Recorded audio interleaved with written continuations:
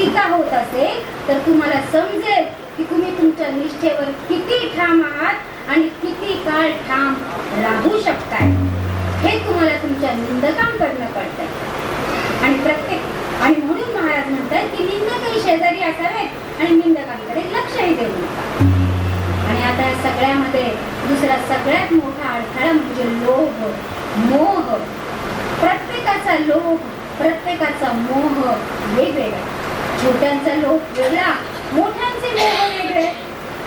तुमचा मुलगा निष्ठावान आहे, तर एकदा अभ्यासाला बसला ना की उठत नाही बरं. शेजारच्या काकू आल्या आणि म्हणाल्या तुला एक चॉकलेट देते, माझं एवढं काम कर बरं. नाही नाही, मी अभ्यास करतोय. अरे एक नवीन खेळ आणलाय, कोणी तुला देते. नाही, मी अभ्यास करतोय, त्याच्या अभ्यासावर निष्ठा आहे ना. अरे आपण संध्याकाळी बागेमध्ये जाऊया फिरायला. नाही काकू, मी अभ्यास करतोय. बरं ठीक आहे. अरे एक नवीन गेम डाउनलोड केला होता मोबाईल मध्ये, तो मी तुला देणार होते. आलो की काकू, चला. त्याची निष्ठा, त्याचा मोह तिथे थांबलेला आहे. आणि अशीच निष्ठा, पण मग निष्ठा कशी असावी याचं सगळ्यात उत्तम उदाहरण म्हणजे छोटा ध्रुवबाळ. पित्याच्या मांडीवरनं त्याला उठवलेलं आहे आणि त्याला सांगितलेलं आहे की दुसरीकडे कुठेही जातो, अपमानित झालेला आहे. आणि मग तो आईकडे रडत रडत गेलेला आहे आणि आईला म्हणालाय, आई मला अशी जागा सांग की जिथून मला कोणीही उठवणार नाहीये, कोणी मला हकलून देणार नाही. आणि आईने सांगितलं, अरे अशी जागा तुला फक्त देवच देऊ शकतो. असं देव मला कुठे भेटेल बरं. अरे तो रानावनात भेटेल. रानात जावं लागतं, जंगलात जावं लागतं, तप करावं लागतं आणि मग तिथे तुला ते देव भेटेल. मग मातेच्या शब्दावर आढळ निष्ठा ठेवून तो ध्रुवबाळ आढळ पदाला पोहोचला. तो रानावनात निघालाय. त्याच्या पित्याला अतिशय वाईट वाटतंय की एवढं हे छोटंसं बाळ माझं रानावनात कसं राहील, जंगलात कसा राहील. आणि तो त्याला परोपरीने विनवतोय, नको जाऊ देईन एक गाव, ध्रुव बोले देईल देवराव. नको जाऊ देईन एक गाव, ध्रुव बोले देईल देवराव. पाच राज्ये दिली वीर मागे, ध्रुव बोले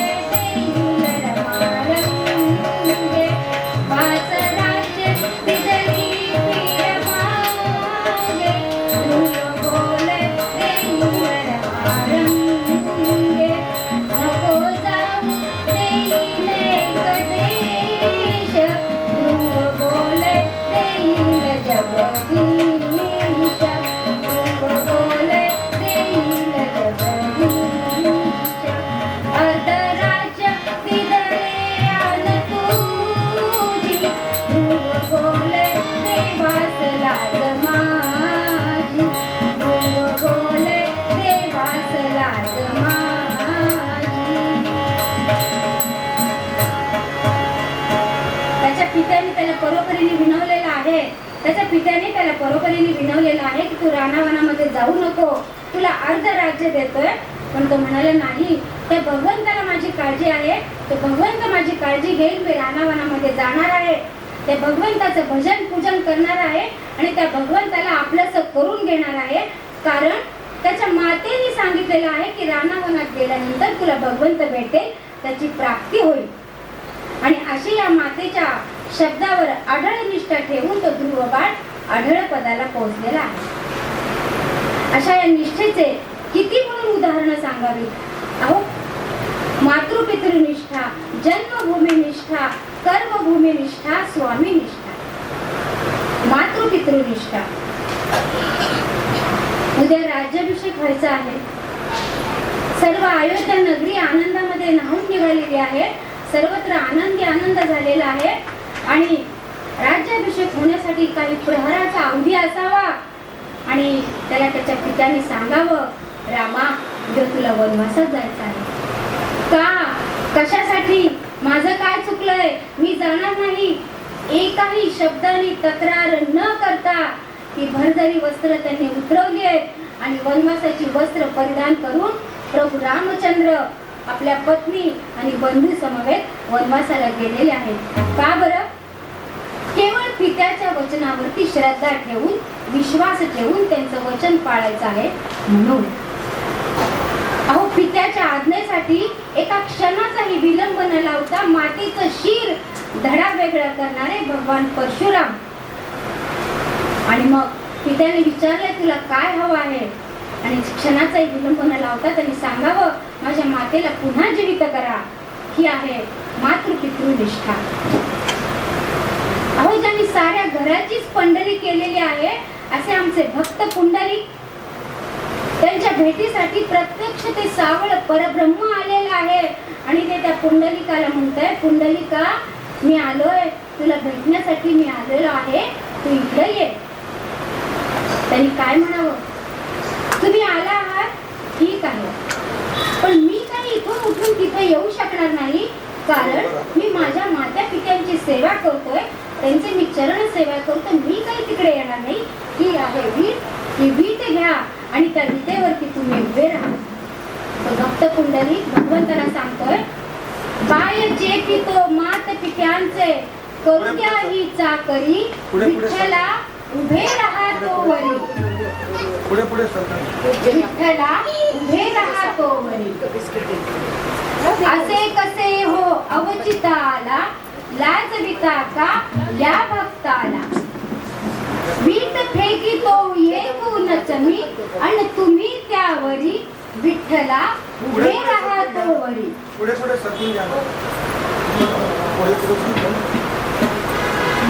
त्या भक्त पुंडलिकाने साऱ्या घराची पंढरी केली आहे आणि त्या सावळ्या परब्रह्माला विटेवरती उभं केलेलं आहे.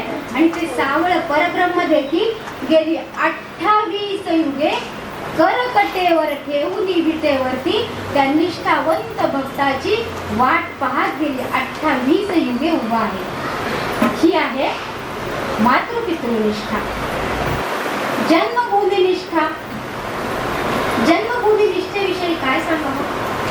प्रभू रामचंद्रांनी लंकेवर स्वारी केली आहे, लंकेचं राज्य मिळवलेलं आहे, पण ते राज्य त्यांनी विभीषणाच्या हवाली केलंय आणि ते निघालेले आहे. लक्ष्मणाने म्हणावं, बंधू, आपण हे राज्य तर जिंकलेलं आहोत. त्यावेळेस प्रभू रामचंद्रांनी सांगावं, लक्ष्मणा, अपि स्वर्णमयी लंका नमे रोचते, जननी जन्मभूमीचे स्वर्गात अपि गरीयसी. अरे, सोन्याची असली म्हणून काय झालं? ती लंका मला अजिबात नकोय, मला ती लंका नकोय, मला माझी जन्मभूमी ही प्राणापेक्षाही स्वर्गापेक्षाही प्रिय आहे. जन्मभूमीचं निष्ठेचं उदाहरण काय सांगावं? झाशीची राणी, 14 वर्षाचा छोटासा शिरीष कुमार भगतसिंग अगदी हसत हसत फासावरती गेले. कशासाठी? या जन्मभूमीसाठीच ना, राष्ट्रासाठीच ना. आणि सावरकर, त्यांनी तर त्या सागराला कळवळून साथ घातलेली आहे आणि त्या सागराला ते म्हणताय, ने मजसी ने परत मातृभूमीला, सागरा प्राण तळमळला. अरे सागरा, तुला त्या नदीची शपथ आहे, पण तू मला माझ्या जन्मभूमीकडे परत नाही. मला माझी जन्मभूमीची माती मला ज्या कपाळी मला लावू दे. असे हे सावरकर आणि अशी त्यांची निष्ठा. स्वामी निष्ठा. अहो, राखेचे तोबरे दिले तरी आपल्या गुरुचा ठाव ठिकाणा न सांगणारा खंडो बल्लाळ. आणि महाराज गडावरती पोहोचेपर्यंत, तोफांचे आवाज येईपर्यंत गरिमांना रोखून धरणारे आमचे बाजी प्रभू देशपांडे. रणांगणामध्ये पकडले गेल्यानंतर विचारले, दत्ताजी आप क्या करोगे? त्यावेळी दत्ताजीने बाणदारपणाने सांगावं, बचेंगे तो और भी लढेंगे. असे हे किती म्हणून स्वामी निष्ठेचे उदाहरण सांगणे. कर्मनिष्ठा.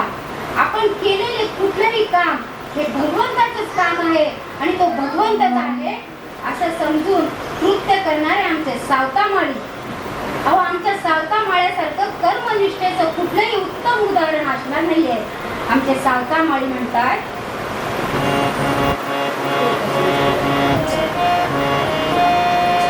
बैल विठ्ठल शेत विठ्ठल विश्वा विठ्ठल गे, बैल विठ्ठल शेत विठ्ठल विश्वा विठ्ठल गे, विठ्ठलवाणी मोठ काळीची विठ्ठल गे,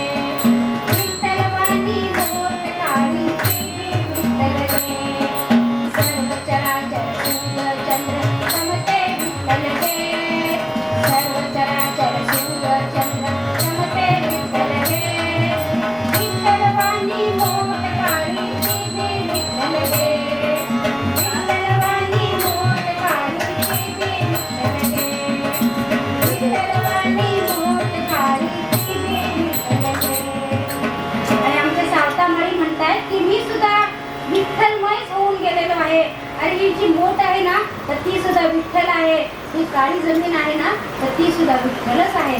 इतके ते या कर्मामध्ये रंगून गेलेले होते, विठ्ठलमय होऊन गेलेले होते. आपलं प्रत्येक कर्म त्यांनी विठ्ठलाला समर्पित केलेलं होतं. अशी ही कर्मनिष्ठा असायला हवी. गुरुनिष्ठा, गुरुनिष्ठेविषयी काय बोलावं. गुरुंनी त्याला त्याचा उजव्या हाताचा अंगठा मागितलाय आणि एका क्षणाचाही विलंब न करता सर्व दिशेत तलवारीचं पात चालवलेलं आहे आणि तो अंगठा गुरूंच्या चरणी वाहिलेला आहे. क्षणभर गुरूंचे देखील डोळे पाणवलेले आहेत आणि त्यांनी म्हणावं, या वच्च चंद्र दिवाकरो, जोपर्यंत चंद्र सूर्य आहे तोपर्यंत एकलव्या एकनिष्ठ भक्त म्हणून, एकनिष्ठ शिष्य म्हणून तुझं नाव या जगामध्ये घेतलं जाईल. अशी आहे एकनिष्ठता, गुरुविषयी निष्ठा. या निष्ठेचं अजून उदाहरण सांगायचं म्हणजे शबरी. शबरीला तिच्या गुरूंनी सांगितलेलं आहे की शबरी, आता माझा कार्यकाल संपत आलेला आहे आणि इथून पुढचा पूर्ण कार्यकाल तुला पाहायचा आहे. प्रभू रामचंद्र येणार आहेत आणि त्यांची सेवा तुला करायची आहे, त्यांचे आशीर्वाद तुला घ्यायचे आहे. आणि केवळ गुरुच्या शब्दावर विश्वास ठेवून ती शबरी तिथे राहिलेली आहे. आज प्रभू रामचंद्र येतील, कदाचित पूर्व दिशेने येतील म्हणून पूर्व दिशेचा रस्ता झाडावा. नाही, पश्चिमेकडून आले तर मग पश्चिमेचा दिशा रस्ता झाडावा. चारही बाजूंचे रस्ते झाडावेत, सडा रांगोळी करावी, ताजं पाणी भरावं, ताजी फुलं आणावीत, ताजी फळं आणावीत आणि प्रभू रामचंद्रांची वाट पाहत झाडाखाली पडून राहावं. तिचा हाडांची जर्जर झालेली होती, शरीराचा अगदी सापळा झालेला होता. पक्ष्यांना वाटावं तिचा हाडांचा सापळाच पडलेला आहे आणि ते जवळ यायचे, टोचे मारायचे. तिने त्या पक्ष्यांना म्हणावं, पक्ष्यांनो, तुम्हाला काय माझं मांस खायचंय ना ते खा, पण हे डोळे मात्र माझे खाऊ नका, माझे डोळे मात्र शाबूत ठेवा, कारण माझे राम येणार आहेत, माझे प्रभू येणार आहेत आणि मला त्यांना पाहायचं आहे.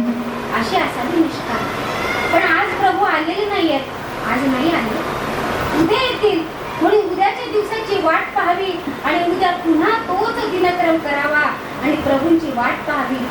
पाहता पाहता तो दिवस आलेला आहे आणि एक दिवस प्रभू रामचंद्र आलेला आहे. शबरीने आपल्या अश्रूने रामचंद्रांचे पाय धुतलेले आहेत, त्यांचे चरण कमलाची सेवा केलेली आहे आणि त्यांना उष्टी बोरं खायला दिली. उष्टी बोरं खाण्यात येण्यामागे केवळ एकच भावना, माझ्या प्रभूंना मी जे उत्तम आहे ते देईल, जे चांगलं आहे ते देईल. आणि मग भगवंताने तिला जवळ घ्यावं, तिच्या मस्तकावरून हात फिरवावा आणि तिला म्हणावं, शबरी, या जन्मामध्ये तुझी आणि माझी भेट इतकीच होती, पण पुढील जन्मामध्ये मात्र तू सुभद्रा म्हणून जन्म घेशील आणि कायम माझ्या समवेत माझी बहीण म्हणून राहशील. मंडळी, जर निष्काम मनाने भगवंताची उपासना केली तर भगवंत त्या भक्ताची कधीही उपेक्षा होऊ देत नाही. याचं सुभद्रेसारखं दुसरं उदाहरण नाही. भगवंताची बहीण म्हणून पुढील जन्म तिला मिळणार होता. आणि महाराज आपल्याला आपल्या मूळ अभंगातून हेच तर सांगतायत की निष्ठावंत भक्त कसा असावा आणि त्यांनी काय केलं पाहिजे म्हणजे तुम्हाला भगवत प्राप्ती होईल. आणि आपल्या सूत्र श्लोकामध्ये सुद्धा आपल्याला हे सांगितलेलं आहे, वानोत निंदोत सुनीती म्हणत, कुणी निंदा करो, कुणी चेष्टा करो, कुणी कौतुक करो, कुणी स्तुती करो, पण त्याकडे आपल्याला लक्ष द्यायचं नाहीये. आपल्याकडे संपत्ती असो अथवा नसो, आपल्याला आपला सन्मार्ग टाकून कुठेही जायचं नाहीये.